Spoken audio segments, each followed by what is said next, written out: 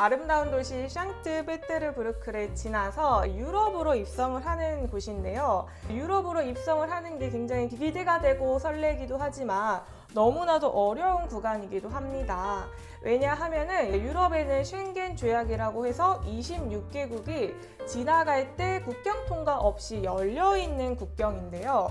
근데 그 열려있는 국경을 가기 전에 국경은 굉장히 힘듭니다. 물어보는 것도 많고 그리고 보안이나 짐 검사 이런 것도 굉장히 힘들게 합니다. 그래서 시간이 오래 걸릴 수도 있고요. 조금이라도 의심이 가거나 뭐 테러범처럼 보이거나 뭐 그런 의심이 가게 되면은 못 넘어갈 수도 있는 그런 경우가 간혹 생기기도 하지만 넘어갈 수 있습니다. 자, 그래서 에스토니아의 수도인 탈린으로 들어가게 되고요. 북유럽으로 입성을 하는 아주 기분 좋은 곳입니다. 저는 북유럽을 굉장히 좋아하는데 어쨌든 여기로 넘어갈 때는 배를 타고 넘어가게 됩니다. 페리를 타고 차랑 사람이랑 모두 다 싣고 가고요. 여기에서는 유럽 사람들이 배를 타고 이동을 하는 게 많기 때문에 어렵지 않게 갈 수가 있습니다. 자, 헬싱키를 간 다음에 스웨덴을 갈 때도 배를 타고 이동을 하게 되고요.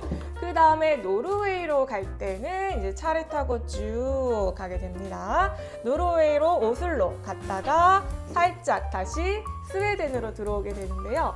스웨덴으로 들어와서 덴마크로 갈 때는 다리를 건너게 돼요. 배를 타지 않고 다리를 건너게 되고 코펜하겐에서 북유럽에서 서유럽으로 들어가게 되는 첫 단계입니다. 독일의 함부르크로 들어가게 되고 그 다음에 네덜란드의 수도 암스테르담, 그 다음에 벨기에의 수도 브뤼셀, 그 다음에 프랑스로 들어가게 되는데요. 자, 프랑스로 가게 돼서 런던으로 가게 될 겁니다. 이때도 이동을 할 때 배를 타고 들어가게 될 거고 영국은 쉥겐 조약에 가입이 되어 있지 않기 때문에 국경 통과를 다시 해야 되는 구간입니다. 다시 프랑스로 들어오게 될 때도 국경 통과를 할 것이고 배로 하겠죠? 그 다음에 프랑스를 지나서 르망, 보르도, 와인의 도시죠? 보르도를 지나서 에스파니아, 스페인으로 들어가게 됩니다. 스페인에서부터는 해안선을 타고 갈 예정이고요. 그 다음에 포르투갈로 들어가게 됩니다. 포르투갈의 포르투라고 하는 도시를 지나서 포르투갈의 수도인 리스본에 입성을 하게 될 거고요.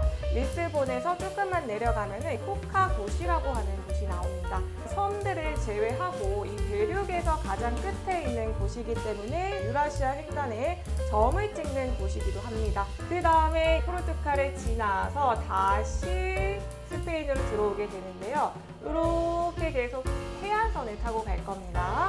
여기 동도둑들도 많고 차량 처리범들도 많아서 살짝 조심히 지나가야 되는 구간입니다. 프랑스까지도. 마르세유, 니스를 지나서 이탈리아로 입성을 하게 될 거고요. 이탈리아의 제노바, 피렌체, 베니스를 지나서 슬로베니아까지 이동을 하게 됩니다.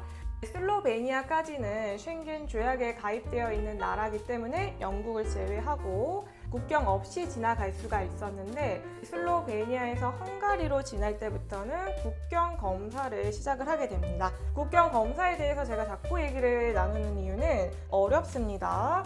유럽 사람도 아니고 동양 사람이 남의 나라 와서 국경을 지나는 거기 때문에 의심도 많고 시간도 오래 걸리고 대화도 잘 통하지도 않습니다. 자, 여기서 헝가리 부다페스트를 지나서 슬로바키아를 살짝 구경을 할 거고요. 슬로바키아에서 다시 헝가리로 내려오고 루마니아로 들어가게 됩니다. 루마니아를 지나서 불가리아, 소피아까지 갈 건데요. 이때 모두 다 국경 통과를 다 하면서 지나가야 됩니다. 자, 그 다음에 터키로 들어가게 되는데요. 터키로 들어갈 때도 제 기억에 저번에 갈 때 여기서 오랜 시간을 국경 검사를 했었고요.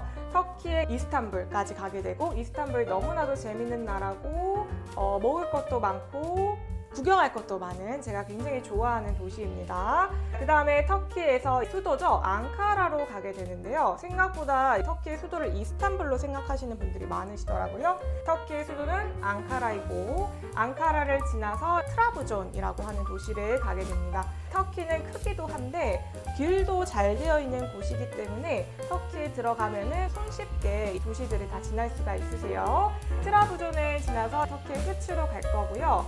터키에서 조지아라고 하는 나라로 넘어가게 됩니다. 자, 이때도 다시 국경 검사를 해서 조지아의 수도인 트빌리시로 들어가게 될 거고요. 트빌리시에서 아제르바이잔으로 넘어가게 됩니다. 아제르바이잔을 바쿠로 갈 거고 그 다음에 다시 러시아로 살짝 들어가게 되세요. 러시아로 살짝 들어가서 중앙아시아의 시작인 카자흐스탄으로 들어가게 됩니다.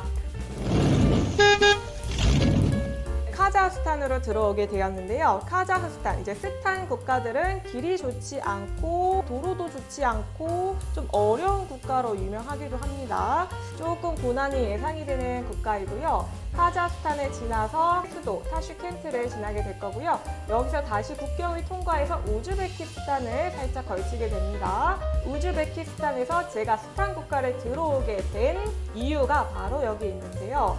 타지키스탄이라고 하시면 잘 모르시는 분들이 많으실 거예요. 유럽과 아시아를 통틀어서 가장 높은 고갯길이 있는 곳입니다.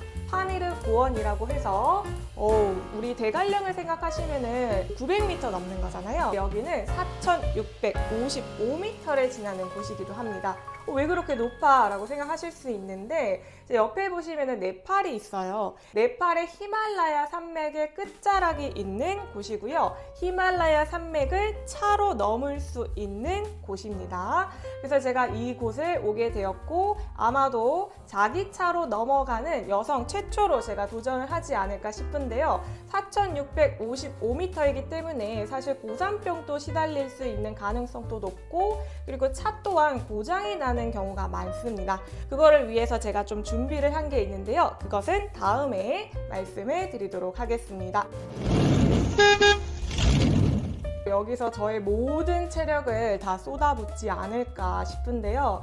차가 과연 잘 따라올지도 걱정이 되는 구간이기도 하고 이 구간을 잘 무사히 넘게 된다면은 다시 키르기스탄이라고 하는 나라를 지나서 카자흐스탄에 다시 들어오게 됩니다. 이거는 그냥 다시 한국으로 들어가기 위한 루트라고 보시면 되고요. 러시아에서 처음 이제 넘어왔던 루트 그대로 넘어가게 됩니다. 제가 이번에 도전을 하는 가장 큰 이유는 타지키스탄에 있는 파미르 고원을 가는 게 목적이라고 생각할 수가 있고요. 그거를 위해서 차를 준비를 하고 있는 중이기도 합니다.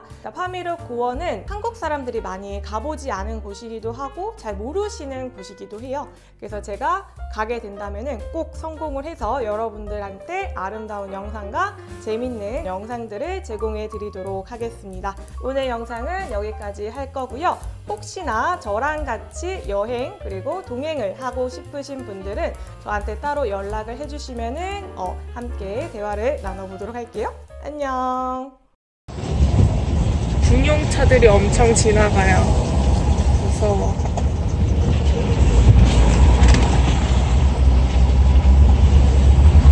이런 길들이 많아요. 비포장이고 구멍이 움푹움푹. 이 정도면 괜찮은 건데 아무튼 이런 길 한 50%? 괜찮은 길 50%일 것 같아요. 여긴 길이 좋지 않아요. 다시 좋은 길이 나타나.